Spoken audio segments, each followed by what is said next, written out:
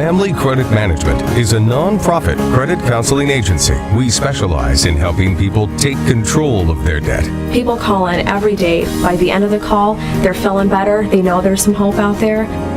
For over a decade, Family Credit Management has helped tens of thousands of Americans deal with the burden of debt. If you're struggling with debt, the most important thing is to take control of it. Now's the time. Family Credit Management. Hey, good evening.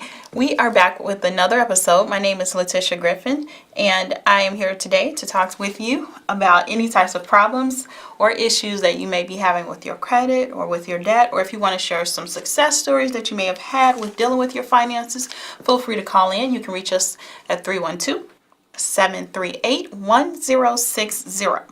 So if you do not get the chance to call in, or let's say you think of something after the fact and you still need your questions answered, got a great resource for you at familycredit.org, or you can call a counselor at 800-994-3328. Again, that website listed there, familycredit.org, is one of the best resources that you will come across. And the reason why I say that is because you are able to speak live with a counselor. You can get your questions answered. You can get the advice that you need, the resources that you need, anything that will help point you in the right direction and clear up your situation, because you never know where you're going to get your help from. And I recommend that as a great resource for you to get the answers that you need, especially with dealing with debt and finances and trying to keep things on track. Dealing with your finances, it does take a lot of discipline to keep it all together too. And it's really not easy. And things change each and every single day. So that's why it's always great to know where you can go for help. And there is help out there, so feel free to reach out and contact a counselor right away and to get the help that you need. We've been talking a lot about dealing with your credit, dealing with finances, and one of the things that has happened, or lately in the news, we've all noticed that the Fed has increased interest rates. That's right. Rates are what we consider to be sky high right now, because, this time last year, rates were sitting around, if you were looking for a mortgage loan, you were looking at maybe about 3.75%. Even 3.8, somewhere around there. And now we've seen rates go into 5% or more. So you do want to just keep that in mind if you're looking to make a big purchase soon. Know that the rates aren't as pretty as they used to be. They're not going to be as great, especially if you're looking for a home loan. But the important thing is for you to focus on whether or not you can afford the payment. We'll touch on that a little bit later on in the show. Another thing that's coming up that I do want you to be aware of, we talk about the importance of you looking at your credit report all the time. And there are going to be changes that are made to the credit scoring model that we use now. If you are looking at your credit score, you may be familiar with the FICO score. And a lot of our scores are based on the FICO model. So people think that, you may only have one score, or you may think that you have 3 scores, but really there's so many different scores out there because every bank wants their own score model, every lender wants their own score model, different things that they look at, but they are all comprised and they all have the same factors that have been used in the FICO score. So you want to keep that in mind, because there are going to be some changes coming up with the FICO score, and we'll talk about that shortly. But it looks like we've got our first caller. Hi, caller. Are you there? Years ago, my identity was used to obtain credit cards and utilities in my name. I'm trying to fix this, but I need advice on where to start. Okay. Now, this is going to be, it may be a rough process for you, but it is possible to get over it as long as you're diligent with it. Now, first thing that you want to do is, if you've been the victim of identity theft, you need to report it. And you can report that to the credit bureaus. Remember, there are 3 different credit bureaus that we're talking about. We've got Equifax, TransUnion, and Experian. The great part is, if you contact one bureau, they will contact the other 2. So you just need to let someone know that you've been the victim of identity theft. They'll put a temporary freeze on your credit bureau report, so no one can try and establish anything else in your name. Next thing you want to do is you want to file a police report. So you want to contact your law enforcement agency. Sometimes you can do it online. Sometimes you do have to go in. But whatever works wherever you live, get that police report filed. After you have that police report, you are going to submit that or send that report into the credit bureaus. So what happens when you send in your police report, now you're taking that temporary freeze on your credit bureau report and you're making it permanent. And what happens is that will stay on your report for up to 7 years, and it's frozen, so no one can access your credit report without your permission. Keep in mind that if you are looking to establish credit, though, in that time, you are going to have to contact the credit bureaus and take that freeze off really quick. Now, the caller said that she's got these accounts that were established that were not in her name. So after you submit that to the credit bureaus, then you want to see what accounts are they actually talking about. What accounts were opened up. And you want to challenge or dispute each one of those accounts. And you're going to use that police report that you filed to submit that to the bureaus, and the bureaus will contact your creditors for you as well. And what they're going to be doing is just trying to prove that this is not your account.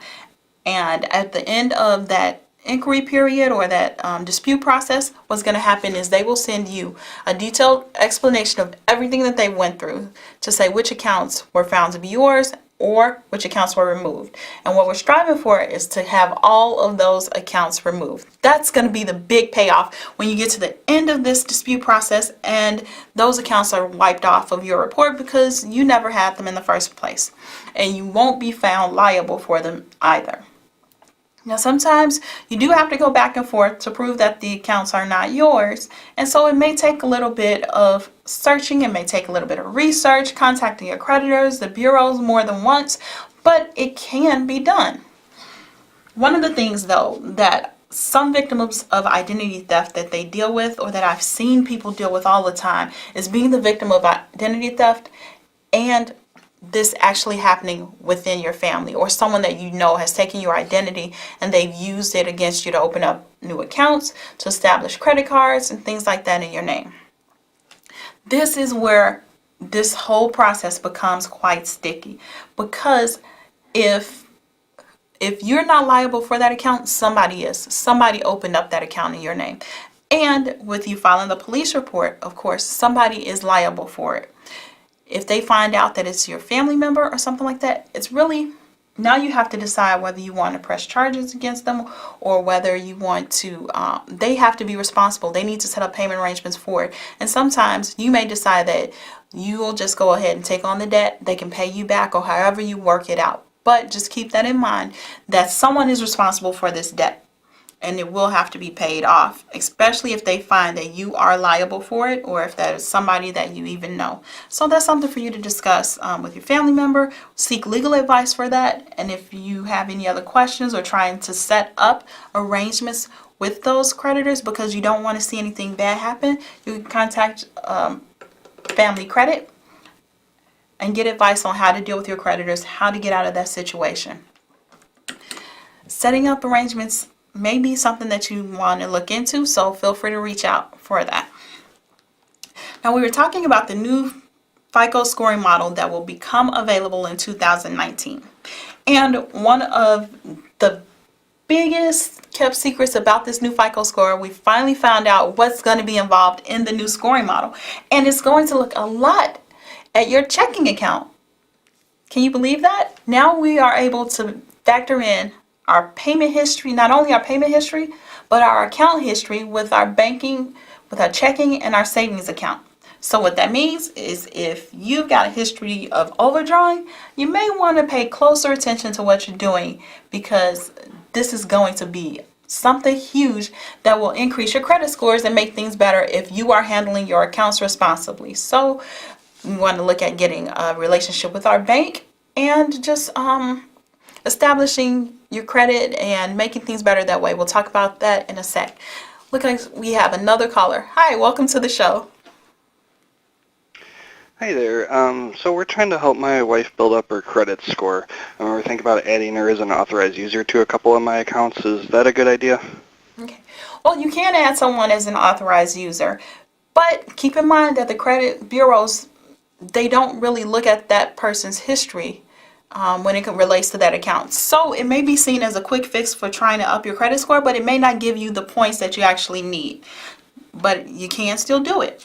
Now, in order for your creditors to report this account to the credit bureaus for your wife, keep in mind you are going to have to give her personal information as well. So they need to know her birth date so that they can actually report that.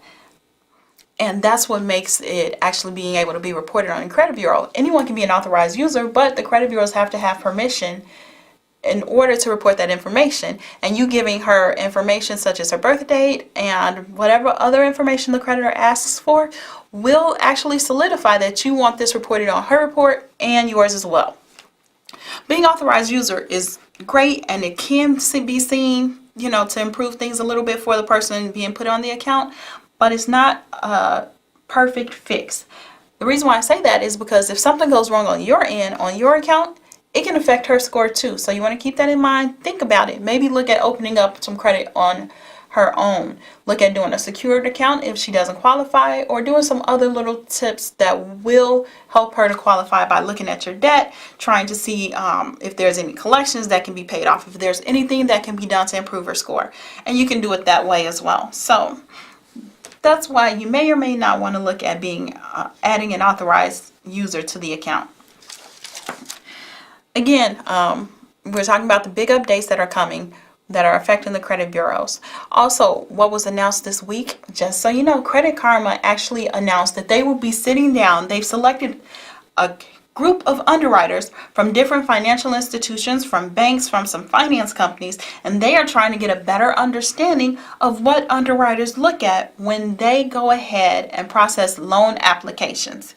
Now, the good part about this for you is that they are going to be able to kind of give a better estimate of whether you qualify for a loan or not. They'll be able to give an in-depth review, and they'll be able to tell you some things, hopefully, that you can look at to kind of get a grasp on your situation and see whether you should apply or not. But this knowledge that they're going to be getting from the underwriters, the important thing is that it's going to be shared, so we'll be able to see what are some things that underwriters actually look at. We know the score is important. We know that having payment history is important. We know that being able to have income is important. But what are those quirks that we're missing as public to be able to process or to be able to make things better when we submit those loan applications? So that's something that you need to keep in mind, that those things will be coming out more and more to help you as you discipline yourself, as you try and make things better, as you look at increasing your score. Again, if you've got any questions about dealing with your creditors or credit reports, feel free to reach out to a counselor, 800-994-3328. So again, talking about the Fed's increasing rates and how this affects you. Used to be that a few months ago, even a few years ago, the rates, we all felt like we could say what rate we wanted when we were looking to get a home loan, or we could pretty much play around and see if we can get a better deal or a better offer from one bank to the other. But now rates are high everywhere you go. So really, instead of focusing on what that pretty number is, what that APR will be, we need to take a holistic look at, can you afford the payment when you are trying to get a home loan? So that's the key, looking at whether or not you can afford the payment. Now, the reason why I point this out is because we've seen the Fed increase interest rates 3 times this year already. And I did tell you, right now, the rates are starting to creep into 5% and more if you're looking to purchase a home loan. And guess what? The Feds are thinking about increasing interest rates again in December. So that means that rates are going to be even higher than they are right now. But it doesn't mean that you can't buy a home or you can't find the home that you're looking for. You just have to put a little bit more work into it and see what you can do to make things more economic for you and for your situation. You want to pay attention to the income that you're bringing in. You want to make sure that you've got income bringing in that is steady and that is consistent.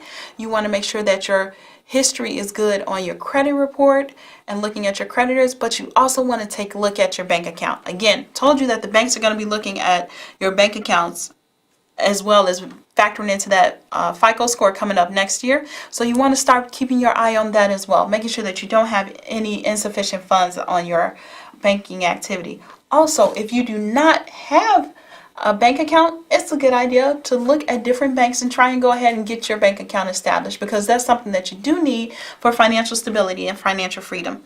Looks like we've got another caller. Hi, welcome to the show. Yeah, how would I set up a budget for my family? Okay. Well, that's a good question. When you're thinking about budgeting, your budget is going to be so different from my budget or from your neighbor's budget, your sister's budget. Every budget changes with each and every single family. First thing you want to do though, take a look at your income. That's the most important. You have to know what you're working with, and you have to look at what your net income is, what you actually bring home. It's great to know what our gross pay is, but we need to see the amount that we've actually bringing in each and every single month so that we can set up our budget.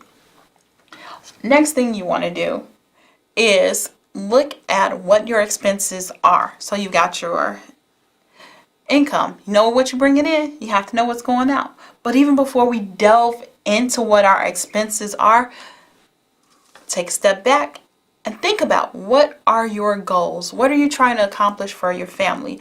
What are you guys thinking about doing in the short term future and long term? What are your goals there? So now that we've got our income, we know what our goals are, we can look at our expenses, and then we can put them all together, compile them, and we should have a pretty positive number at the end, right? Well, we know a lot of times when you're doing your budget, it doesn't happen that way. You look at your bills, you're inundated with bills, you see them coming in, and you see your money leaving out, but you really don't know where the money goes. So it's always a good idea to take a look at what your spending habits are, because we're going to see if you can break those spending leaks and track those down and see where your budget is actually bleeding at each and every single month.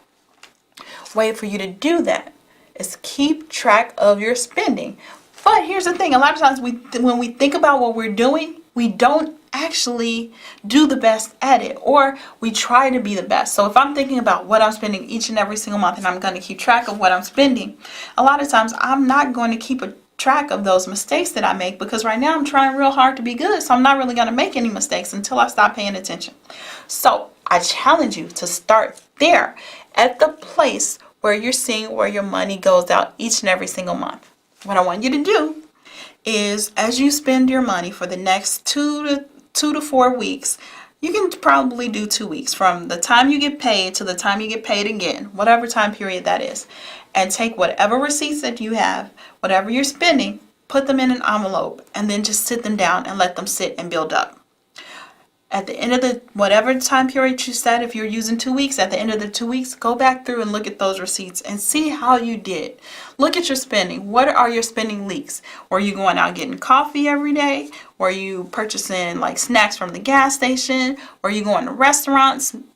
Where are your spending leaks? So you want to look at that and see what can you cut out each and every single month, because sometimes we get into the habit of not paying attention to where our money goes, and all we know is that it's gone and we don't know why, but we spend $5 here, $7 here, and that money adds up. And just think, if you were saving that money, that would be more money that you would have next month that you don't have today. So we want to see where our spending leaks are and how we can cut those out. Now, don't get discouraged, because if you cannot cut those out, I do recommend that you just cut down on them. See what can you cut back on. Maybe look at the times or the number of times you go to a certain restaurant or you go and get coffee. Maybe you can see if you can hold off on it till the end of the week and only go once. If you can make it all those days without going, and then you can reward yourself at the end. Think about different ways of rewarding yourselves as well as you go throughout setting up your budget for you and your family. One of the things that I tried with my children is that, kids like fast food. They love to go to McDonald's or Burger King or wherever else to get the Happy Meal or the kids meal, whatever toy that they can get. So what I did was I cut out those little trips that we would take. And when we did go, I say, okay, you can get anything off of this menu, but you cannot get a toy. So that really cut down on the amount that we were spending out each month with the kids' meals as well. So look at some creative ideas that you can do. You could also include your children in couponing. Those are some great ideas as well. And see where you can reduce the spending. Also look at seeing if there's different ways to reward your children for their contributions to the budget as well. And have them earn their own money for whatever purchases they feel that they want. Start young by teaching them the value of money, because it will go such a long ways when they get older. And that they're recognizing whether or not that they have to spend their own money, sometimes they won't. And that saves you in the end as well. Looks like we've got another caller. Hi, welcome to the show. Hi, I actually received a balance transfer option, which I was thinking of using to pay off another credit card. Do you recommend this? Well, it's really up to you whether you should do the balance transfer, but it's all about if you can do it responsibly. That's the important thing, because we've got those balance transfer offers that come. First, you want to look at the term that it's set for and the interest rate. If you have your cards now, let's say you get a new offer for 0%, and your card right now is at 6 or 7 or 13%, then it would be a good idea for you to consider taking that 0% offer. But you also want to make sure that you are able to pay it off in whatever time frame is allowed. When you do that, let's say it's an 18-month offer, see what happens or how much you need to pay for you to be able to pay that account off within, let's say, 14 months. That way you're paying it by that time that offer's over. When you do that though, let's say you go ahead, you do that balance transfer, you got the 0% offer, you've transferred the balance. A lot of times people mess up because what happens to the old credit card that you have? You want to look at that card and you don't want to use it. Remember, you transferred the balance because that rate was higher anyway. So you want to make sure that you keep the account open, but keep it at a zero balance. Do not use it. And sometimes we see where we can play this balance transfer game back and forth, and it works for us as long as we do it responsibly. Remember, at the end of whatever period that is, they will add back in that interest. So you want to make sure that you've got that debt paid off. Use those offers to your advantage if you do think about using them. Also, pay attention to the amount that those balance transfers will cost you. You want to make sure you factored that in as well with the amount that you're transferring. And think about how much that overall fee structure will be to make sure that it is the right decision for you. Little trick or a little tip that I'm going to add in though, if you're looking at doing a balance transfer, if you get one from a credit card company and you've got this credit card company that you love, you can call them and ask if they would be willing to reduce your interest rate to whatever that balance transfer is. And they may be willing to do that too, because they don't want to lose your business. They don't want to lose you as a client. They want you to continue making payments, and they want, you to stay with them in the long run. So that may be something that you can consider. So if you're going to do the balance transfers, do it responsibly. Make sure you also speak with your current lender and let them know, hey, if you can't reduce this rate to what these people are willing to do, then I may take my business to them. But keep in mind, if you do that, you will probably actually have to do that too. Follow through on your word and let them know that it's good. So look at what you're doing. Make sure you look at those offers that are coming in the mail. Make sure you read all the fine print and you know what you're getting yourselves into. Plan ahead for that. Keep in mind that you want to keep your eye on your budget. We've talked a lot about budgeting today. Make sure that you're keeping your banking information good, that you're staying positive in your bank accounts. No withdrawal, no over limit fees, no late fees on your credit cards, and make sure that everything still is in good standing. If you've got some questions, feel free to call in. You can reach a counselor at 800-994-3328. Keep up to date and keep current with those things that are happening in the area that are affecting you, that are affecting the nation, that are affecting interest rates and everything like that, because there are going to be other changes that will be announced, and we'll talk about those next week as well. We will see you then. Take care.